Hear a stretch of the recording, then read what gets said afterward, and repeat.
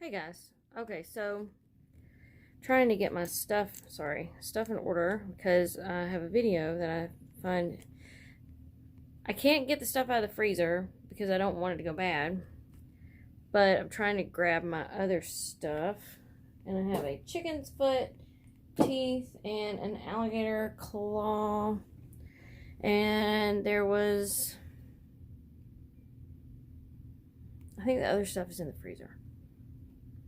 Pretty sure. I finally somewhat organized the rest of my cabinet. You can't see that. This is kind of grainy. I don't know. Anyway, my random blue funnel. Here we go. So, what I'm doing, I have a video, and this is an animal parts video. So, if that is not what you want to listen to, this is Minerva. Hey. Okay, get over there. If that's not something you want to listen to or hear about or anything like that, then this is probably not the right video. So you might want to click on by it.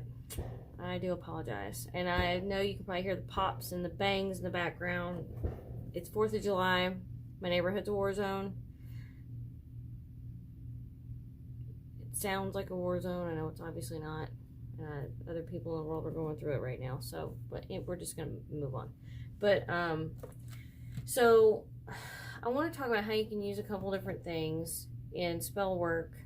And I recorded this, like always, I've recorded this more than once, but I always play it back to see if I need to change the way I speak. And I kept saying, you know, good and bad in relation to animal parts, human parts, and, you know, energy and stuff like that. And in your practice, at least in my practice, let me say that, I embrace both the light and the dark. And I think that's a better way of saying it, because it's not necessarily bad, but it does get a lot of bad feedback from some that view it, you know, you should only work in the light, stuff like that. And I don't only work in the light because I think it's just not for me. I'm going to leave it there because, you know, not all things that happen to me are good, and you can't always fight bad with good, or negative with good, or positive with good. I mean, negative with positive. So these are both sides, light and dark, of your spellcraft or your witchcraft or whatever, you know, you call your personal practice. And it isn't always sunshine and rainbows and starry nights. Sometimes it's the very, very opposite. You know, when you have to defend yourself or someone you love, you have to take to your craft. You know, just like if someone was to come up and punch you in the face, you're not going to tell them, well, oh my God, blessed be, thank you so much for hitting me. Totally understand where you're coming from. If you're wrong, you're wrong. And if, you know, you are in the wrong, and you can understand why they popped you in the face, then okay, great. But there are sometimes people come at you or your family, and it's just absolutely out of nowhere and undeserved, just because they don't like you or your opinion, and you have to defend yourself and or your family. You know, and you could go sideways with, not sideways, but like if your kid is being bullied or having trouble with something or someone or some issue, you can't always be nice about it. You know, just like in your personal life, you can't always be nice to everybody. You know, at the end of the day, that's very draining. Sometimes it's better just to get it out and deal with it than it is to continuously bottle it up and be like, oh, it'll be better tomorrow, because sometimes it won't. But that's getting off topic. So what I wanted to get into today was some pieces and parts of the animal world and the human world, and the very light side of it and the very dark side of it. So let's get into it. Here we go. All right, so I use a lot of animal pieces, bits, and parts and organs. Yes, organs in my practice. I feel like you're like super close today. Oh. And I, you know, that's just me. It's my personal practice. It's what I do. Doesn't mean everybody has to do the same thing or everybody will do the same thing. This is just a little insight into what I do and what I use. Here we go. So first thing, and I feel like this is kind of common, at least in my family, it's common, to save the teeth of your children. Their baby teeth, obviously. You don't want to go just pluck one in the middle of the night. But the teeth, and I also have my first dog's teeth. My first pet as an adult. His teeth are also in here. And this is not the most sanitary way to do it, I realize. But, well, this is what was done. So, these are all the baby teeth that I've collected, including the dog's teeth, which I probably should separate those. They're very distinct, so. And his little baby teeth are so cute. Okay, I have his canines. I have his canines and one molar. It is what it is. He freaking ate one of them. But like, here's his little here's his little molar. And it's obviously, okay, so here is a human molar. So there's, I don't know how well you're going to be able to see this. Yeah, there we go. See, it's very jagged and sharp and pointy. And then this obviously would be a human. This is my oldest son's molar, one of his molars.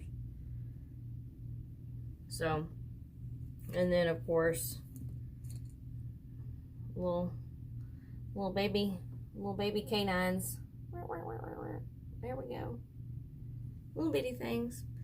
So, I probably might separate these. I don't know. It's hard. You're hard pressed to catch an animal before they eat their own teeth, or they just lose them in the yard somewhere chewing on a toy or a stick. But Hershey was pretty good. Like, normally he would spit his out, but not all the time.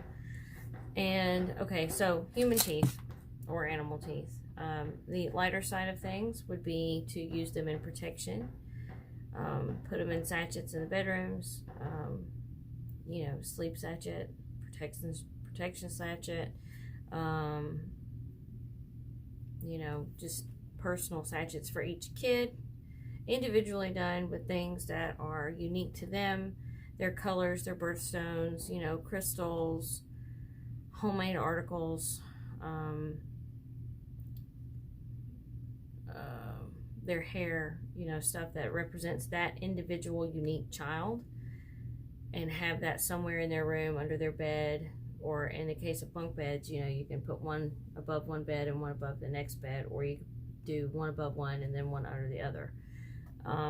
And you can also, if they share a room, you know, you can have them hanging in the center of the room, you know, to protect the room. You can also have them above the doorway. And, you know, you can use their hair in one and their teeth in the other, or, you know, whatever the case may be. So then that would cover your children's use of children's teeth. And you can also do that as a separate thing for yourself, you know, to ensure their safety.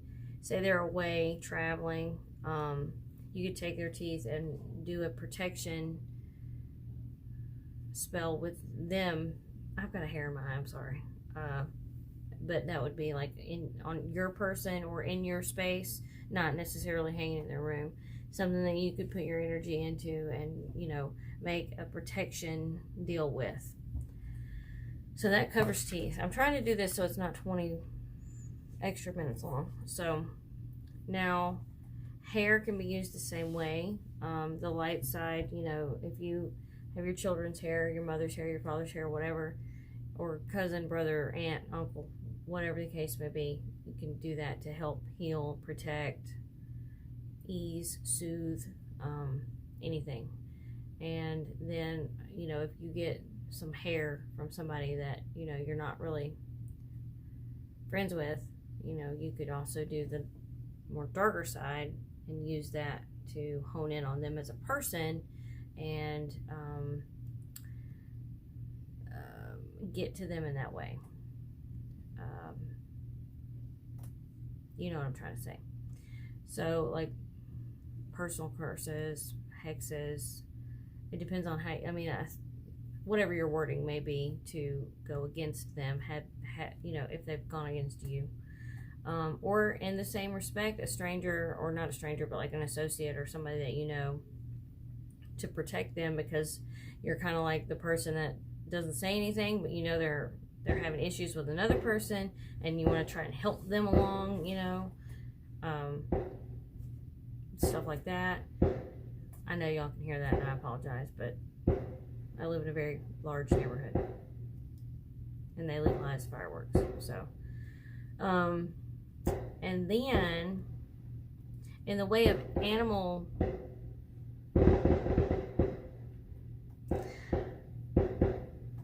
it's gonna be like this all night. I don't even bother trying to sleep most of the time.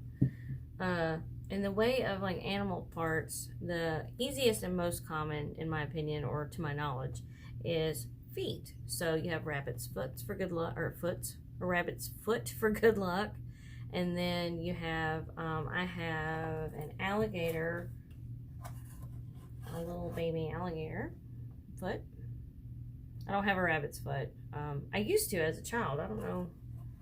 Couldn't tell you where that sucker is now. And then I have chicken feet. And I love my chicken feet. Now, in both the claw aspect of things, you can use these to, and this is an example. This is my working candle, so this is not something I carve into. But like if I was doing a working with a candle, that would be different from this. I would use the claw for whatever animal I was trying to use the energy from, and write or carve my intention, or spell, or petition, or intent, or intention, I guess is the same thing, into the candle with the energy of the animal. And yes, it's sparkling. I like sparkly things. Same thing with any claw, really, that has a claw on it, being scratchy. So you can use chicken's feet, alligator's feet, crow feet, raven's feet, or claws. I guess I should be saying claws. I don't have either of those currently. I think I made somebody a charm with my crow foot. And I did that with thinking, oh, I'll just order another one. Never ordered another one. I haven't gotten around to it. But you can do, I guess that's another thing. You can use them as charms. And then, so, I can't get that shut. Now I'm tired of fiddling with it. You can use that. You can use your cat's claw. Because sometimes they shed toenails. They're not really, they're kind of flimsy. So it's not really easy to use them in that respect. We could put them in things. Same with their whiskers. Their whiskers are good luck. Their whiskers are really good in cars too, for automotive good luck. To always keep a whisker in your glove box is a thing. And then, or your dashboard, one of the two. I read that somewhere, and I did it for a long time, and but sadly, I don't think it worked very long, because that car is no longer with me. But it was a 13-year-old car, so I can't really say anything against that. But it's all in what you put your faith in, right? So, in the right way of claws, that is a way to do that too, and it's for good and bad. And you can use the sharper, like this would work if you really put some effort into it. But the raven's claw, crow's claw, or even a rooster's foot with claws, you could scratch eyes out, scratch the mouth out, do damage on a picture type setting to really get your point across in your spell work of the person you're going against or up against. Shut up, mind your business, don't look at me kind of thing. And then that's like claws, nails. Same thing with human nails. My nails are really short right now because I've been letting them grow and kind of air out from my acrylics, which I miss. But you can use that to carve into stuff too. You can sand scry, salt scry, all that kind of jazz, and I think that covers claws. So then if you move on to organs, So we've covered teeth, hair, briefly on hair. I mean, hair's pretty standard. Teeth, kind of pretty standard too. Claws. Now we're going on to organs. So I keep very regularly in my freezer pig hearts and random like bones for things. So right now, I'll just touch on what I have right now. So right now, I have one pig heart left. Now, pig hearts are very useful in both the light and the dark, right?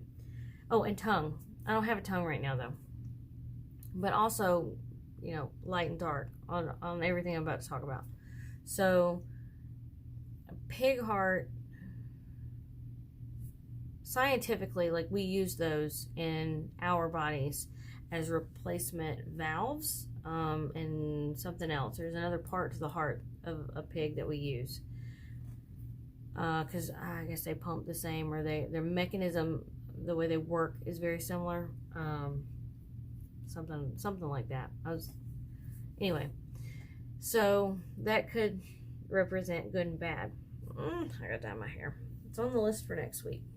So if you want to hurt someone or cause damage or do harm, you know, you could very much cut that heart open, place some things inside, sew it up, bury it, boil it, burn it, literally take it in your hand and crush it, you know, with your intention, and then dispose of it properly.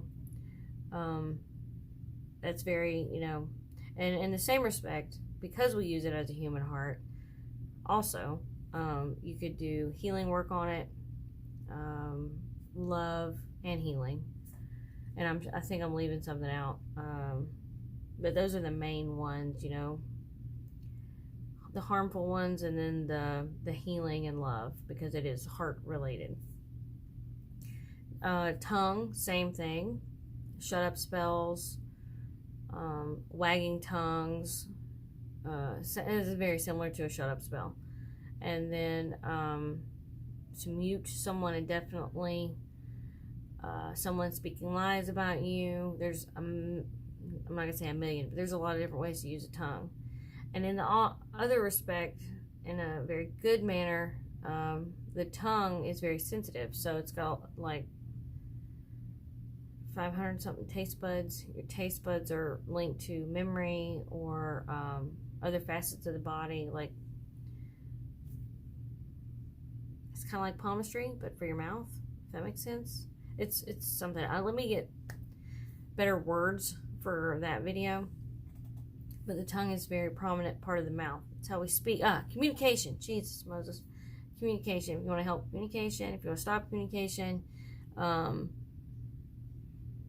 there's also, and because I'm a spaz, I can't remember how to word what I'm trying to get across. So I'll have to come back to that. But the tongue can go good or bad. You can stop communication, and then you can add communication. Anything related to the mouth, or, you know, speaking, you know, stuff like that. Let's see.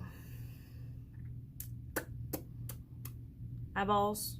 I don't have any actual eyeballs, except in that alligator up there.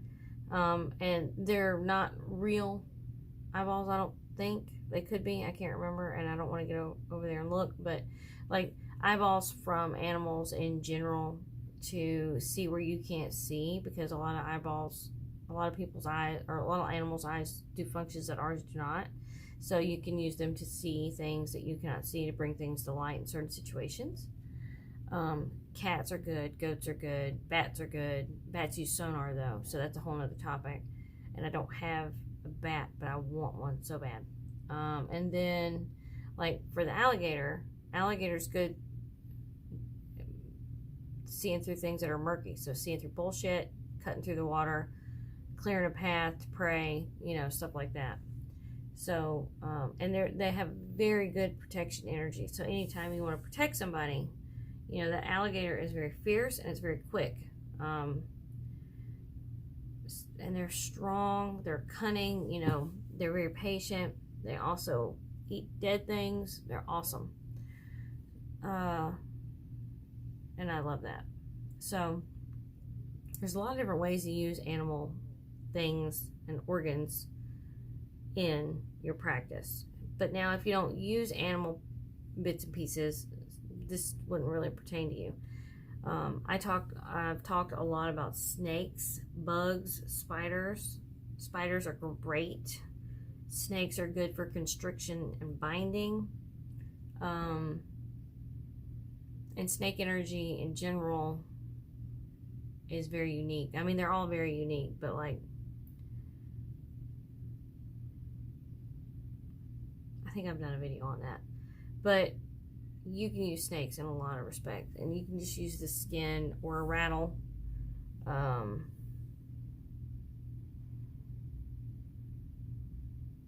If you can get their head, that's good for stuff. They're good for warding. I'm trying to think. I didn't write it. Okay, so my notebook's behind me, but I looked for it earlier and I couldn't find it. And I've been lately I have been writing things down just so my thought process is a little more organized. But it was getting late and I couldn't find it. And of course I sit down to do the video and I find it. Whatever. Bugs. I haven't covered a lot of different uses for bugs, but I have a ton of bugs. Like my mom literally made me a critter keeper. That's what this is a critter keeper. And then I have these. I have a bee and a something and a snake in this. So it's a jar, but my snake is getting fuzzy. I need to put some stuff in there. And I think this is a cicada or a moth, but the wings are still, like, they're folded in, so it's hard to see. I need to remove him. But bugs are really good. Cicadas are really good. June beetles are awesome. Japanese, what are they called? The big, pretty, bluey, greeny, black, rhinoceros looking. They're pretty cool. Moths are awesome. Butterflies are good. I have a hard time keeping butterflies because they tend to fall apart on me. So I never put them up in time. So I end up with just a body and no wings. That's basically my fault. That's 100% my fault. I'm trying to think. If y'all can think of another critter that you want more information on, or if you want me to expand on anything else here, you know, I don't mind talking about gory, gross subjects, you know. I actually find it extremely fascinating. So, if you want more information on any of this, or if you want to expand on one part of any of this, just let me know in the comments, and I will get that to you. Because I opened my freezer today and saw the heart next to the bag of bones. It literally says bones of my enemies on it. So, if and when I pass away, and someone has to unload my freezer that is not a family member, there will be some questions, probably. And that is okay. Because I will be a ghost standing behind them laughing at their dismay. Ha! Anyway, I will see y'all in the next video, and yeah, have a happy 4th. Bye.